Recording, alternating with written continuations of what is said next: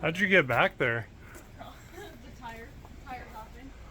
I'll go the dangerous side. I didn't want to get cut. Yeah. I like to party. Ow! I hit my head instead.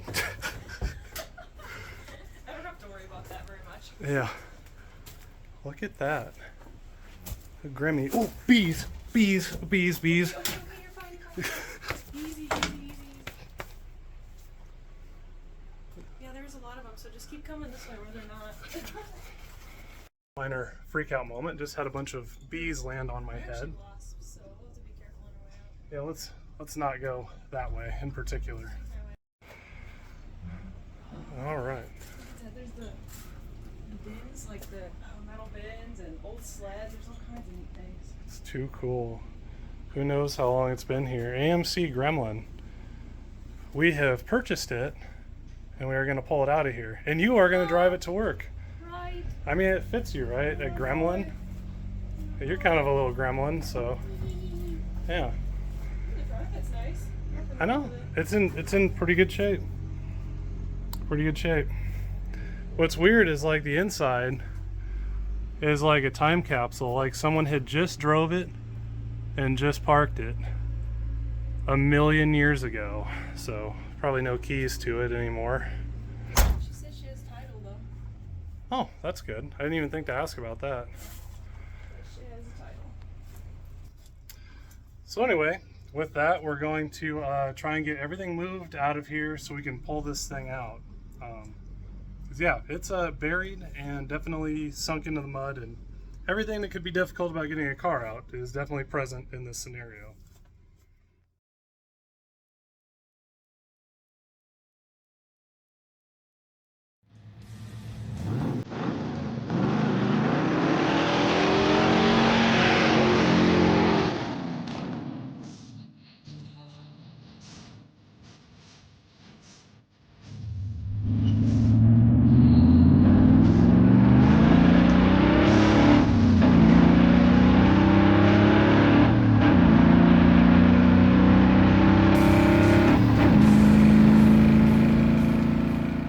Howdy my friends and welcome to the channel today. I'm Luke, Thunderhead289 here on YouTube, and today we're in the old 1940s garage, and behind me is that little old AMC Gremlin that you guys have harassed me to no end to get running or do something with. So I tell you what, I need the room today, or in the near future at least, and so we're going to get it going today, and then we're going to put it up for sale. So you know, I feel bad. It's a good car. I saved it from the farm it was sitting on, but ultimately this is stuff where I think someone could do a lot more with it than me. And so anyway, let's get it cleaned up, fired up, and get it out of here. So we'll see what happens.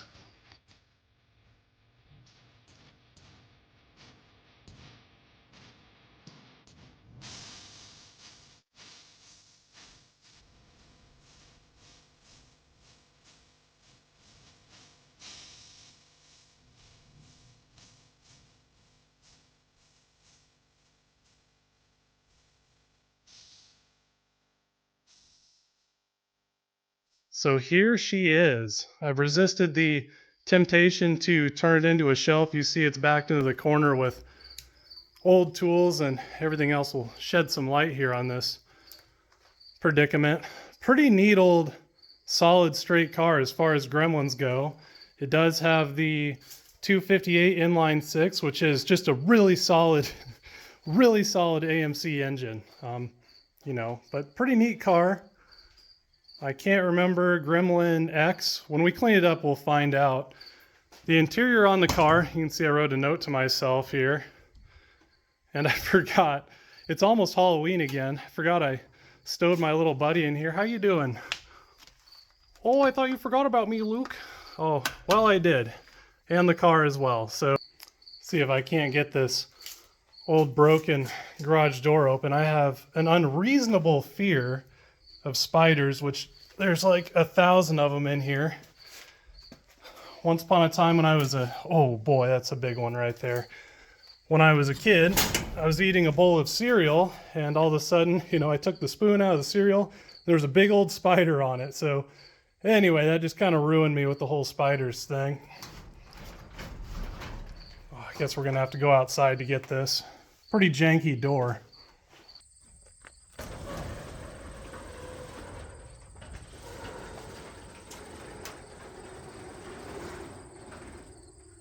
Now I think someone put a different grill on this car at some point. It's a 72 and that doesn't look like a 72 grill, but has one of, again, the most underappreciated inline sixes ever made. You know, this is a stout unit, and basically, if you've ever seen a 4.0 Jeep that went all the way up to 2003, all years back, it's based on this engine. So no surprise, those run for 300,000 miles, 400,000 miles, and this is all where it originated from. And I forgot that this car was a Transformer. Megatron! So absurd.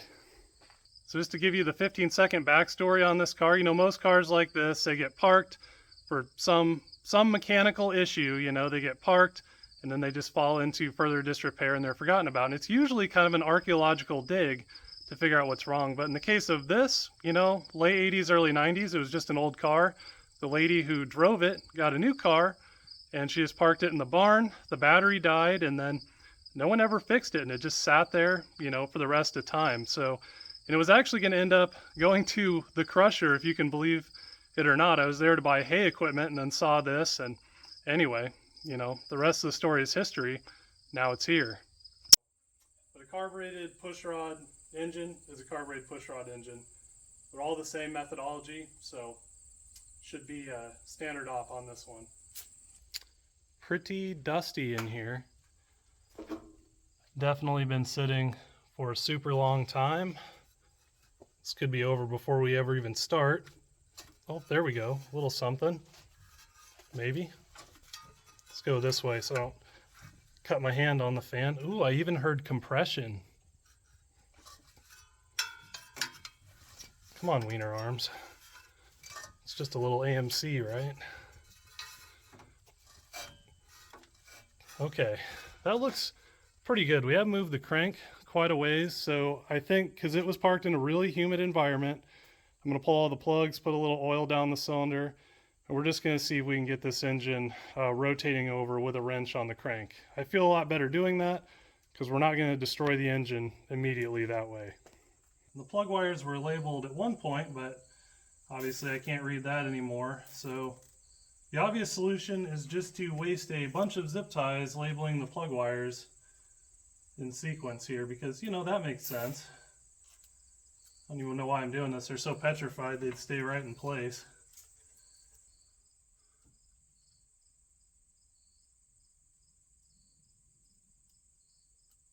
When doing the plug wires here, I noticed this hilarious decal from American Motors. You know, have you ever met people that just brag about stuff that they're supposed to do? So during final assembly of this vehicle, the tire and wheel assemblies were precision balanced and the front end aligned, yada yada. It's like saying I take care of my kids. Well, you're supposed to. I can tell on this deal I'm going to be getting 1,000 spider bites.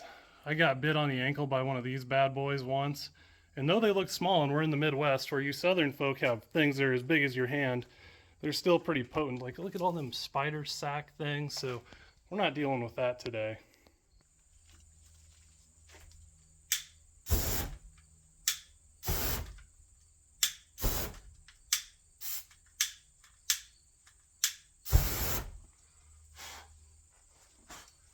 All right, much better. For everyone you see, there's 1,000 you're not seeing, but you know, it makes me feel better at least.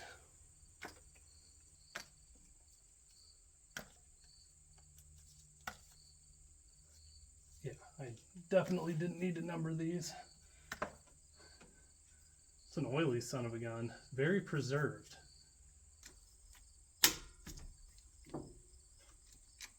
Not a good sign. Oh, there we go.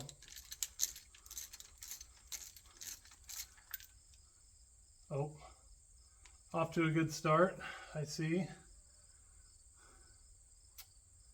That's too bad. A lot of corrosion on that one, so wouldn't be surprised if we're going to have some problems here. Boy, Boy, that thing's brittle.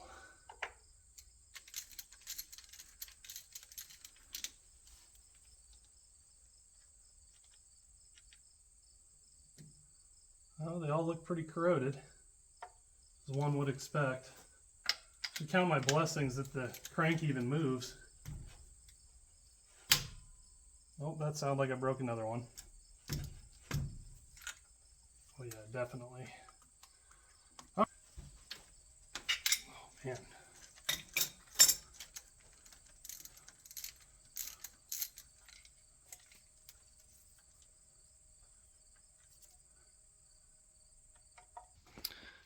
So I broke 3 spark plugs trying to get this thing disassembled, and it's really weird. It's almost like there's no connection other than the porcelain between the part where your plug wire goes on and the rest of the plug. You know, definitely indicative of some moisture in there, but not too bad. But I'm going to smash open this Autolite plug and just show that, you know, this is definitely not the norm. I've never seen that before, and that would be just a super brittle design. By where your socket goes. Nope, actually I just broke it way down there, but granted, we're hitting it with a hammer. Did that look as stupid as it felt? Because it felt pretty aggressive. But anyway, you can see that the part that the plug wire clips onto, you know, that's all one piece here. And so, you know, just normal wrenching on it with a socket isn't going to snap that off like those. Never seen that before. And now I have another prime candidate for making a new piston stop. But enough about that. That's deep engine science, which we're not doing today. Hopefully, we'll see. All right, back to business here. I can always get a little distracted with science. So we're just going to give all these cylinders a little splash of lubricant.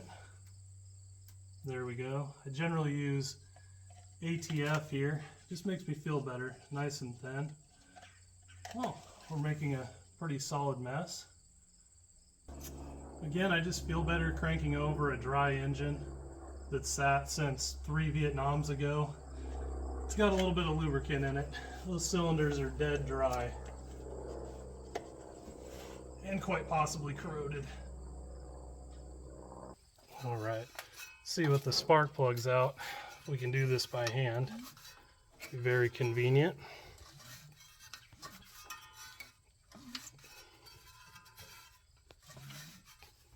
I'm amazed, even the alternator moves. That never happens.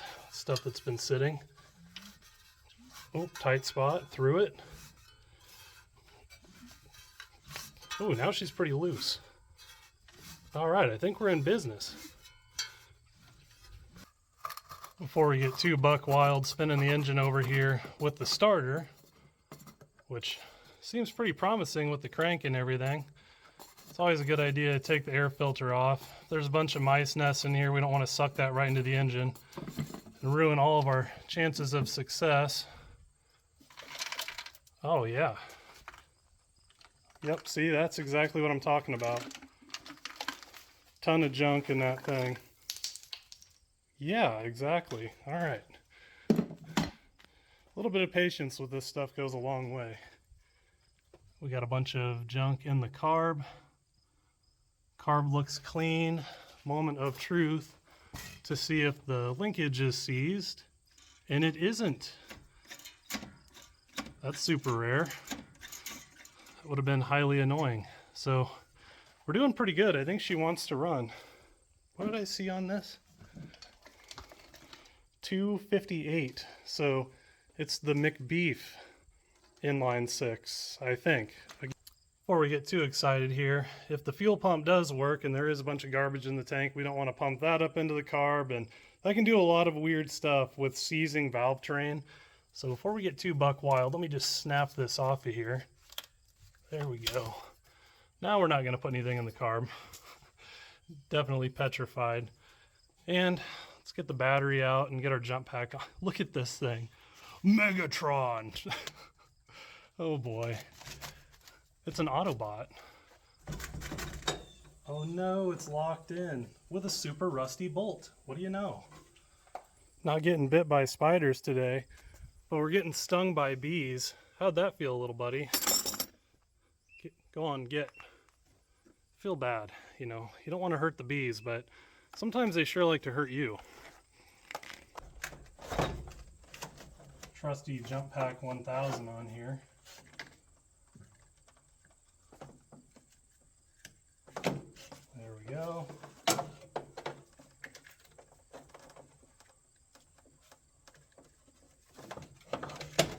That's fine. That definitely won't fall in the fan. So AMCs are like a weird amalgamation of AMC, Ford, and Chrysler parts. So in this case, it has a Ford style starter solenoid, so we should be able to arc across the terminals and roll the engine over. I don't want to do it from the key because if our ignition is still good with our spark plugs out, you know, technically you can fry ignition components because the spark has nowhere to go. But I kind of want to see if the key works. Let's just bump it and see what happens. Don't know if I want to sit on that seat, but I guess we're doing it. Oh, hey, the key was on and some lights worked. Park, I think. I didn't see that. Put that back on. Okay, let's give her a bump. Oh, there we go. All right, so the key works. That's good. We're not going to do that anymore for the sake of the ignition. And the lovely benefit of having a jump pack is we can just do this in a Ford style starter solenoid. We can just hook to the starter side and roll it over like such. And get hit with all the transmission fluid flying out.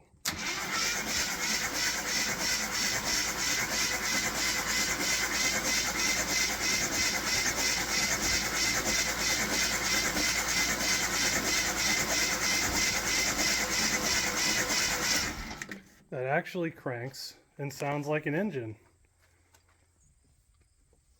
The darn thing sounds really good, which kind of lends to the story that this car was just parked because they got a new car, and that was really it. There wasn't necessarily a problem.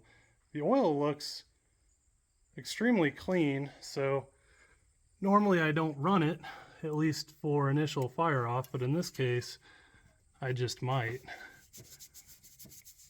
Parts Master. If you know where that oil filter came from, let me know. I'm not familiar. I take all these precautionary steps because it's a real shame if you have something good to just go buck wild through the thing and ultimately destroy something that could have otherwise been fine. So I think at this point I do have every reason to believe that this car was just parked in the early 80s because, you know, it was just a budget cheap car, kind of like a Ford Focus, you know, of today. And, you know, when they got a new car, farmers, a lot of times they just keep stuff around, got pushed into a barn, and eventually it just kind of sits there long enough where it gets stuck, buried in, and it's never driven again. That does seem like the story with this one. Everything seems pretty good. So, all right, we got everything unscrewed here. Try not to knock too much dirt down in the thing. And it does indeed look like points. And I really should have done this before I spun the engine over, to be fair. See if this is... Oh, they're definitely... You can see all that corrosion. But they aren't seized, so we ought to be able to get some sandpaper in here and clean this up. Very corroded, actually. But no surprise. Iowa in the summer is like 95 to 100 degrees and 100% humidity. So it does a number on stuff like this. All right, everything cleaned up nice. You're just basically putting a piece of sandpaper between the point gap here and sanding that out. So that looks good. Mechanical advance still works. How about our vacuum advance? So if you suck on this tube here, it should pull the vacuum advance mechanism in. And you can see that that actually does work, which is extremely rare for a car that's sat a long time, which is really good. Shaft play, let's get this out of here. Has a little bit of play, but really not too much. Definitely enough that it's probably, let's look at the mileage. That's an easy way to determine. And that'll actually mess with, ouch, dinked my noggin right on the hood there. That'll actually mess with your dwell and your timing, because that actually alters the point gap as it moves around. Another crux of points ignition. It always works, but it can be temperamental. So 25,000 miles or so. So it's probably more like 125,000 miles, if I had to guess, just from the shaft play on that distributor. It's up to interpretation at this point, but what I can tell from this thing is it looks like it has a good chance of running. So let's reassemble everything and then throw some gas down the thing and just see what happens. I don't think we're going to cause too many issues. Seems like it's quite possibly a healthy engine in here. And I don't think we've done anything that's going to cause problems when we roll it over now. Forgot about our little spark plug problem here. Any parts stores close to me are closed, and I'm kind of impatient. So what I'm going to do is I'm just going to set this guy right back on here. And for all three of these, I'm just going to tape them on, because that'll be fine. Sad part is it would probably run forever like this. I took the rubber out of the spark plug wrench this time, and I'm just hoping we don't break any more. It'd be pretty hard to diagnose an intermittent spark issue, even though we probably know the spark plugs that are garbage. Not saying they'll even work as they are right now, but I'm just going to take the optimistic path. Electrical tape fixes everything.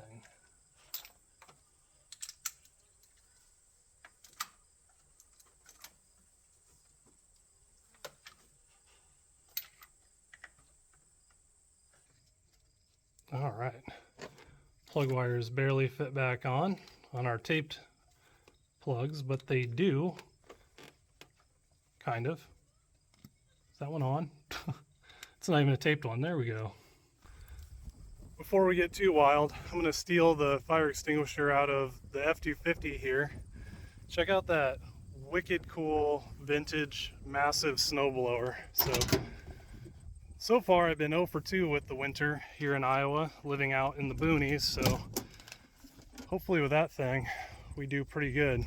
This old F-250 has 190,000 original miles. Does a great job. It just drove a 5-hour round trip to get that bad boy. 394 speed. Thing's a tank. I'm going to try and do this the rightest wrong way possible, since we don't really have a fuel system at the moment. I'm going to fill the float bowl of the carb with a syringe and give it a little spritz and see what she does. Don't ask me why I have syringes. My wife's a veterinarian. All right, we're just gonna find the bowl vent here. And in she goes. We'll do this like 5 times probably. All right, and a little spritz here for good luck down the throat of the carb. And now we'll just see what happens. Normally I'll rebuild a carb, but these tiny 1 barrels, all of this was built for torque, and this carb is so small that it doesn't really need an accelerator pump to do its thing. And I could be mistaken, but I don't believe it's a Carter carb, not sure, but it does not have an accelerator pump, I don't think. So we might just be okay. Oh man. First impressions is that, was this seat move? Not very far. So whoever drove these cars is really short. You gotta angle your legs just right. Granted, I'm 6'7", so you'll have that. All right, keys on. This could be the moment here before I burn down my garage. Normally I pull stuff out, but you know, fire extinguisher, that'll be fine.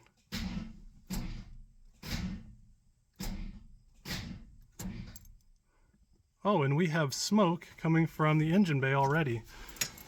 Super, and a bad battery connection.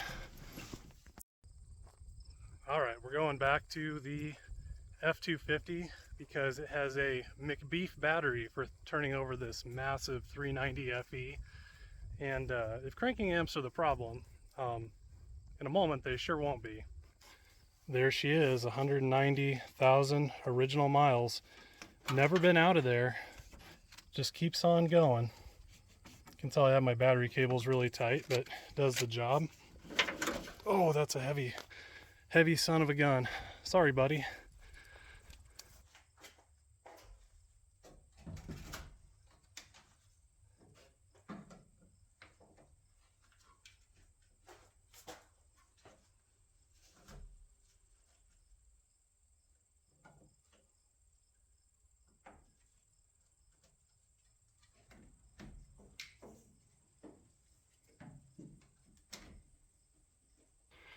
All right, round two.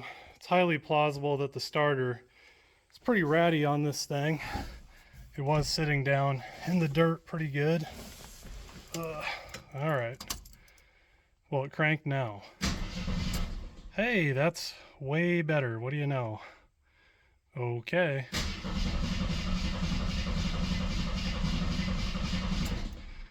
All right, let's put some gas down that thing. Probably evaporated everything out we had in it. She sure sounds really healthy cranking over, although normally I verify that it actually does indeed have spark, which I haven't at the moment. So I'm making a big assumption that all the mice haven't chewed up the wiring that are associated with the ignition. But yeah, we're just going for it. Round two.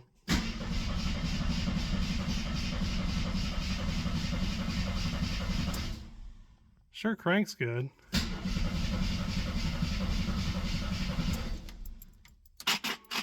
Oh, our radio does work. I don't think we have any ignition. This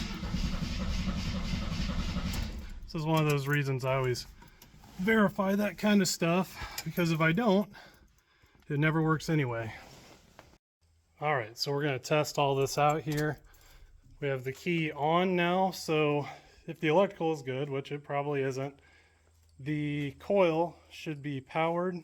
And all that you're doing with points or electronic ignition, the only thing that's going on here is basically the distributor you can think of as a camshaft position sensor, and it's going to spin around, and when the points are closed, it's charging up the coil. Now, what it does when the points are opened, it interrupts the ground and it sends the spark along to the spark plug. I can get a lot more scientific about that, but you know, just at a glance, that's what's going on. So what I've done here is I've unhooked a lead from the ignition coil, the main coil wire that usually goes into the cap. I've hooked a spark plug to it, and then, you know, I kind of question if I get a good ground around here. Probably not. And so we're hooked to a wire which is hooked to the ground of our battery. So if we're getting good spark, we should see every time those points open, that spark plug sparks. So if I can do this with two hands here, very precariously. Again, the Ford starter solenoid, really handy in this case. So we're just going to touch our contact.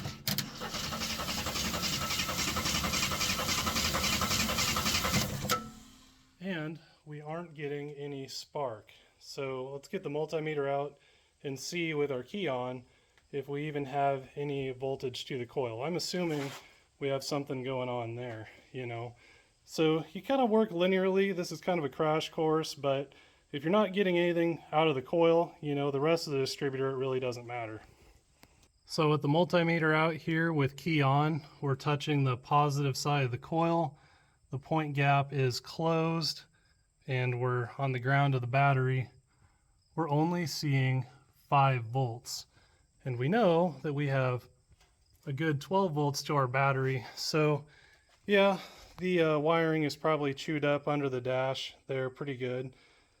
All right, so now I have a auxiliary lead running to the battery at the moment. And I don't want to leave this hooked on too long without the engine running because the coil is going to get really hot this way.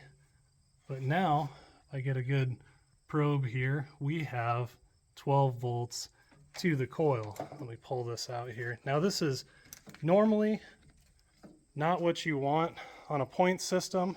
Points are really robust, but they don't do great with a full 12 volts. Usually they have a resistive lead, kind of like the ignition I cobbled together on this tractor to get running. And yes, I have been mowing my property with it like this. I need to get the hood back on.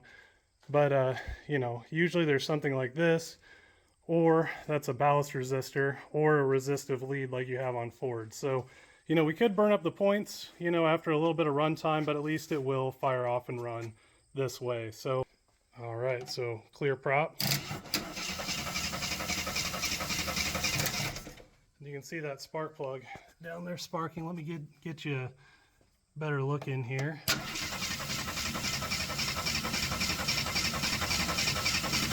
The camera doesn't pick it up super great, but now we can see the spark plug sparking. You can get a look at the points as we spin this around just for fun.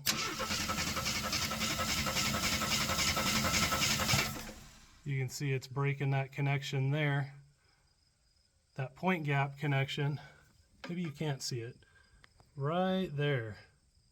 So it's breaking that, interrupting the ground to the coil, and it's sparking. So that's what we want to see. Was about to make the classic blunder here with the cap back on and the rotor not on. That would have been non-functional. Everyone's done that at least once, right? Now really, with this all hooked up like it is, I shouldn't need to turn the key to roll the engine over. We've effectively bypassed all that. So with my auxiliary wire hooked up, I should be able to arc across the starter, and you know, our ignition's hot, and if it's gonna run, it'll run. I hate to be an optimist, that never goes well. Let's just see what happens. Okay, the moment I've all been waiting for. Oh, and naturally there it goes. That's ridiculous. It's straight up idling. Can't make this up. It's the first time being an optimist has ever paid off. Oh boy, and I want to shut it off. I want to shut it off right now.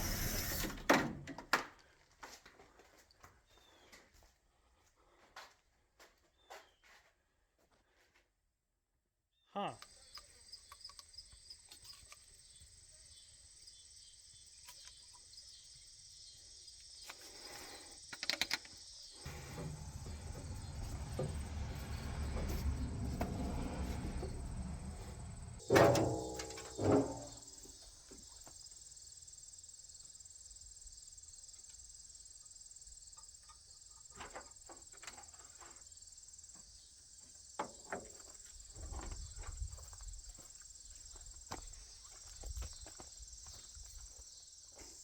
All right, oil's good, coolant is good. Can I figure out how to put that on? There we go. Carburetor is full of fuel. I have a makeshift, very sketchy fuel system rigged up. Probably, again, wishful thinking that the fuel pump will work, but I thought, might as well try. Probably shouldn't try, but we'll just see what happens. Got a battery in it. So in theory, it should be able to start. Granted, everything else that I did before, which was a ton of work. Kind of curious if the headlights... Ooh, the buzzer works. Sounds pretty Wounded Duck-like. Headlights? Maybe not. Headlights, try again. It's kind of hard to see. Granted, it's a 70s car, but they are on, so that's pretty cool. Not all of the wiring is ruined. You gotta love AMCs. They're like a hodgepodge of Ford, Chevrolet, Mopar parts. So it has a Ford starter on the fender, or starter solenoid rather. So conveniently,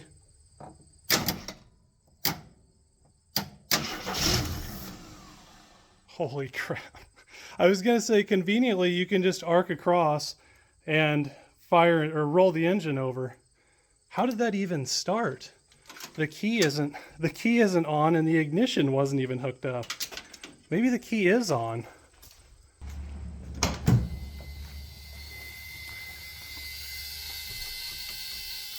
I mean, that is exceptionally weird. Apparently this car just wants to run. Here, buddy, you hold on to those for me. Thanks. Okay, so this time we're just going to, you can see we have ignition there. This just goes to the positive of the coil, essentially bypassing all of the old electrical that, you know, is fairly questionable at this point. So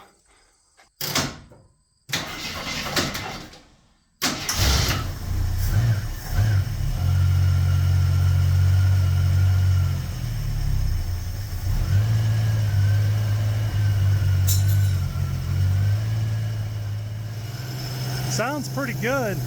Nice and quiet, no engine noises. Just amazing with that carb. I didn't rebuild it whatsoever. Still cold here and I didn't pull the choke.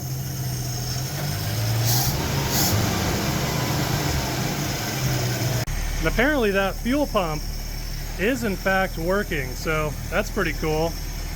Made a few little adjustments to the carburetor here to kind of band-aid it.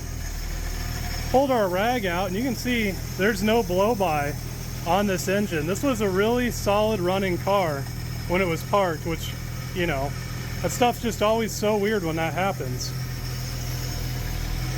There is a ton of trans fluid that's burning off in the exhaust. But before we get asphyxiated here, I just want to put the key in and give me that. Just make sure. I'm kind of afraid to put the key in based on the electrical system here. So temp gauge moved, so that's good. At least has the resemblance of working, and I don't see any oil lights, which the engine sounds good and healthy. It'd be making a ton of noise if it didn't have oil pressure. So I think we're going to open the other side of the garage here, see if we can't get some airflow in here.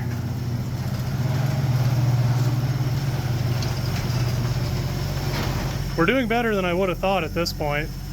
Still no blow-by, so pretty solid engine and probably a pretty solid car.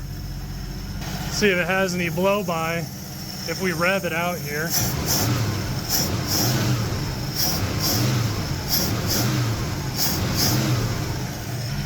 That's just incredible. This thing just really wants to run. I'm absolutely impressed. Will definitely make a good car for somebody. Not me, but somebody. Smoky is definitely an understatement. So to pull it out of here, I obviously need to air the tire up, move some things out of the way like the tractor and baler, which I should have done beforehand, but I didn't think we'd honestly get this far today, so that's pretty cool. You know, and I do want to say that, let's get a good look at this thing again here. You know, and it's not that I don't like the car, okay? A lot of these YouTubers, they get this stuff running, and then they park it out in their own woods and weeds after they film it, and it just sits forever, and I'm not like that. You know, I have a lot of classic cars that I really enjoy. If you follow me for a long time, you've seen them on this channel, that I drive all the time. There comes to be a point where you just can't maintain everything, and you're almost doing, you know, cars like this a disservice to hang on to them and not pass them forward to someone who can appreciate them and enjoy them, because, you know, another decade or so, this stuff just isn't going to be around anymore. You all probably remember this tractor that I bought at auction. It's been a real good rig, you know, not running. You buy them cheap and then you can get them going again. I always kind of have a thing for the forsaken, abandoned, things that no one ever gives a chance again. So maybe it's relatable to me, I don't know. Obviously, with a little bit of work, she's an excellent runner.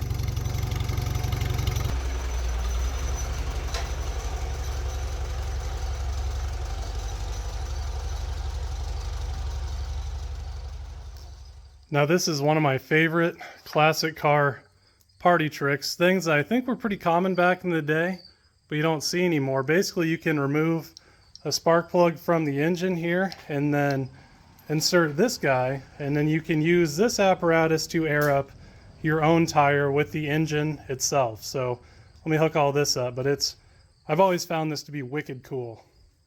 Probably debatable if this tire will even air up, but it used to be able to, kind of. So we're hooked up there, come around, We are hooked up to the plug. Ignition on. Get in there, you. Come on. There we go. So now,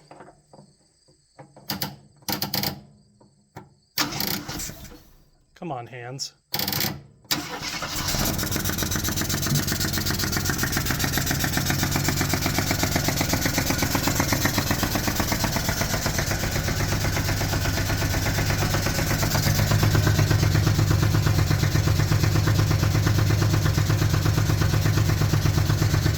There she goes. You can see her moving.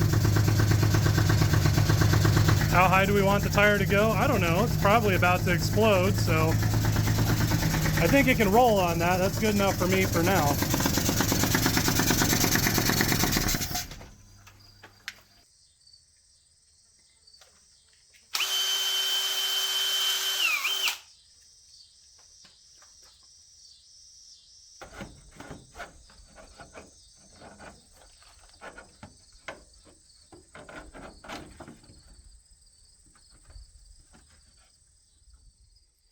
Not the best and definitely not the safest gas tank I've ever made, but just for putzing around it should be okay. I found a old filter laying around that fits a Ford, so big surprise that it fits an AMC. Went in there nice, so we can get an air filter back on it, so when we get to moving we're not throwing a bunch of junk right inside the engine, which is fairly important in my opinion. We can hook our line back up to the valve cover too, so you know, same, we're not just throwing garbage inside of obviously a pretty solid unit here. After much frustration under the hood and under the dash and a mild amount of cursing that you all don't need to see, I think I got the ignition working here from the key, so that's pretty exciting. Let me catch my breath here. But I don't know if this buzzer is always supposed to do it or I broke the buzzer in the process, because see if I can get it to, well, now it might have just self-healed. So it was like, anyway, I won't go into it. The buzzer was just always on a second. There it is. So too weird. Anyway, so I've broken the buzzer, but the important thing is that now with the key,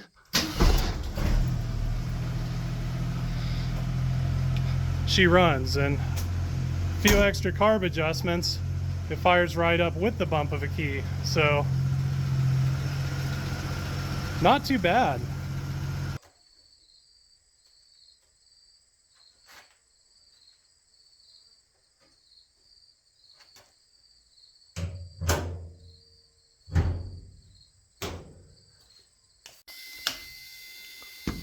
Get our good friend out of here who's been standing watch for a long time. Thanks, buddy.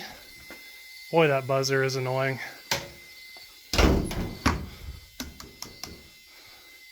Probably a little hard on the paint.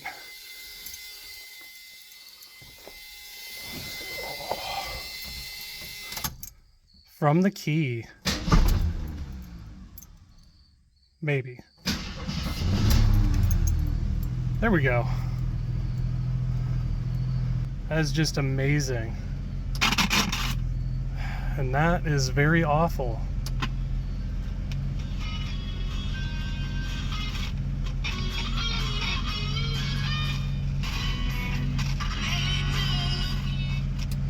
I'm amazed that works. Kind of. All right. Let's pull her out of here. Might want to clean the windshield.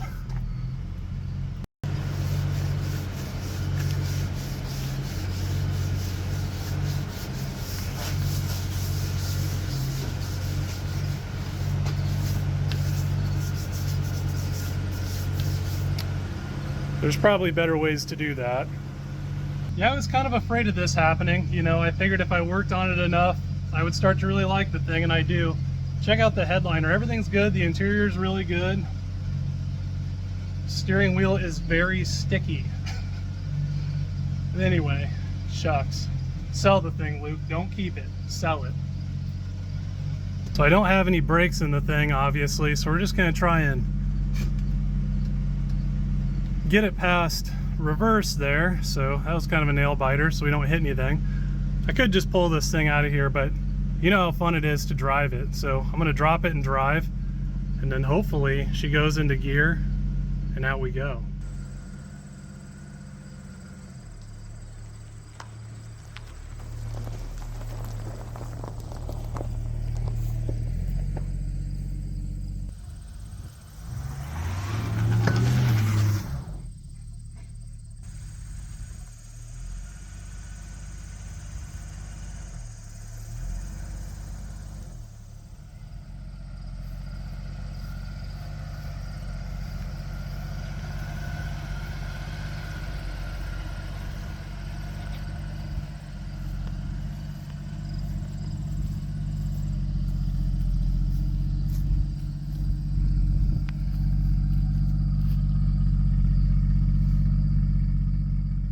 It's like 10 times better than I remember it being now that it's out in the daylight. What a cool car, honestly. I see why people like them. Fair enough. You guys are right. I'm wrong.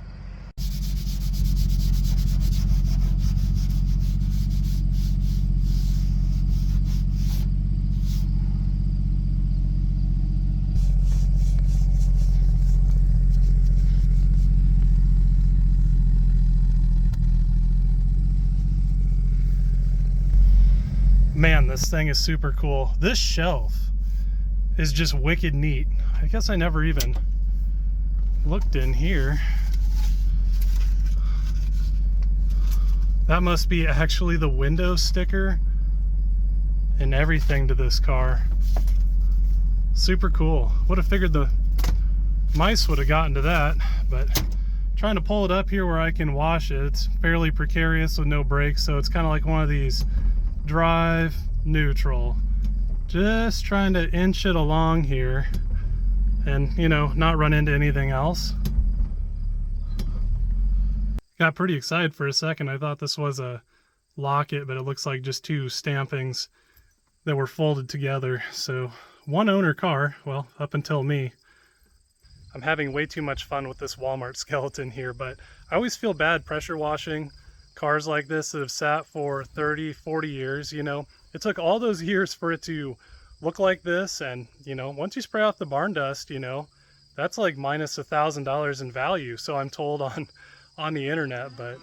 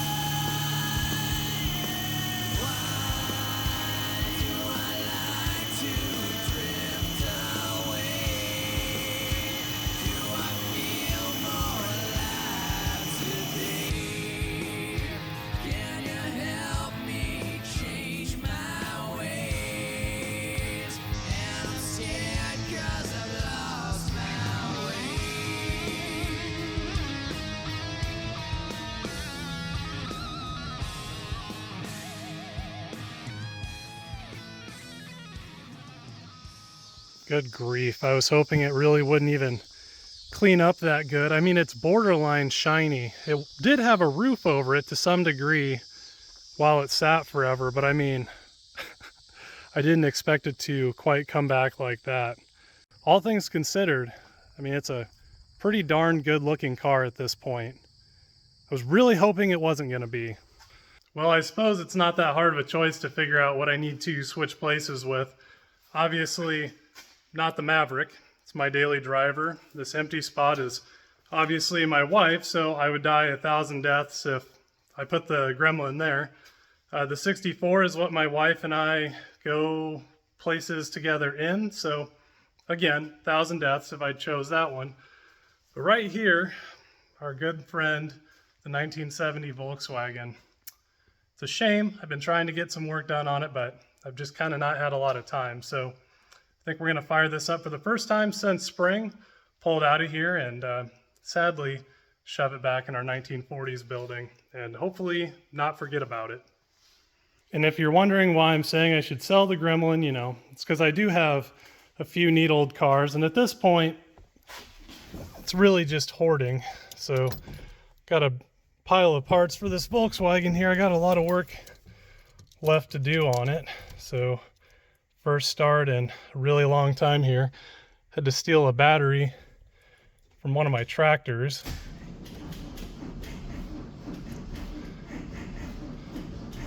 And that turns over at the speed of smell, so that's good.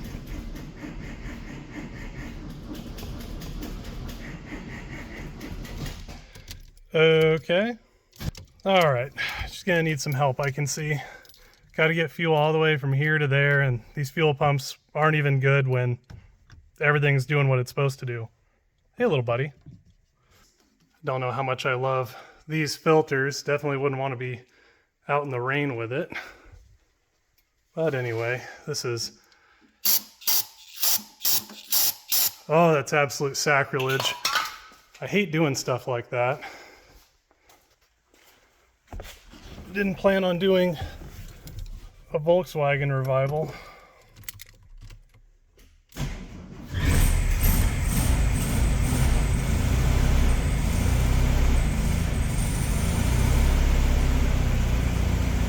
Okay, we did it.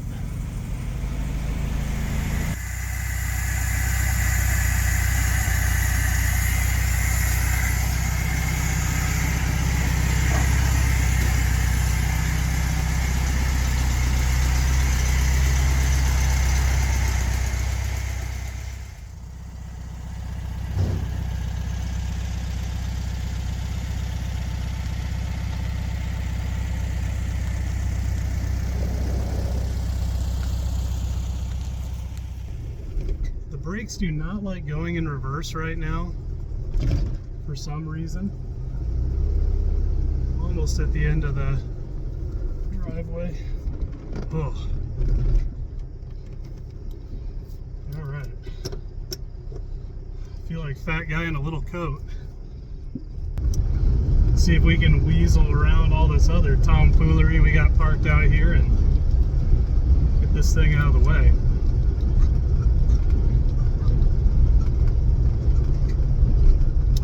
I really like these little Volkswagens, and I mean, I don't, but I do. But if someone gave me a choice between the Volkswagen and the Gremlin, I would probably still take the VW, you know.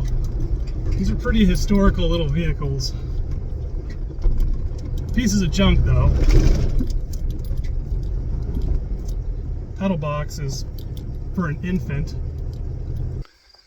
Now, to very carefully... Oh, where are the keys? Here they are.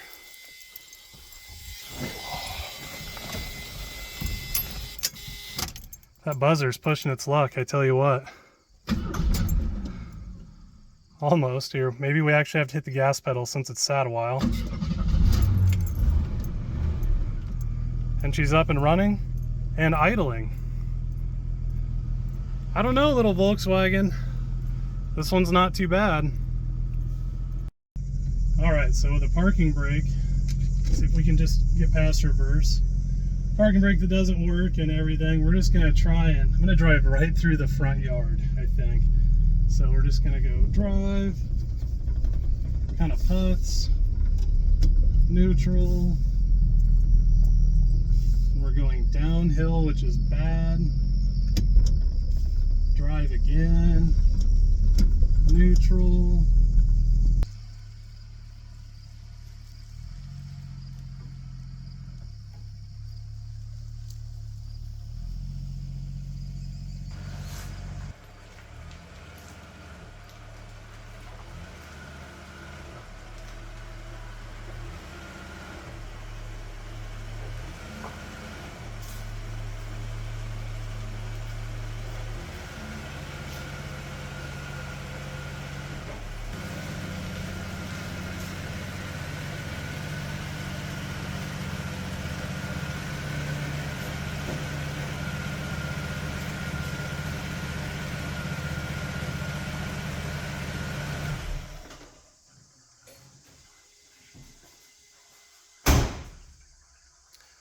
Well, all right, my friends, there she is, home sweet home.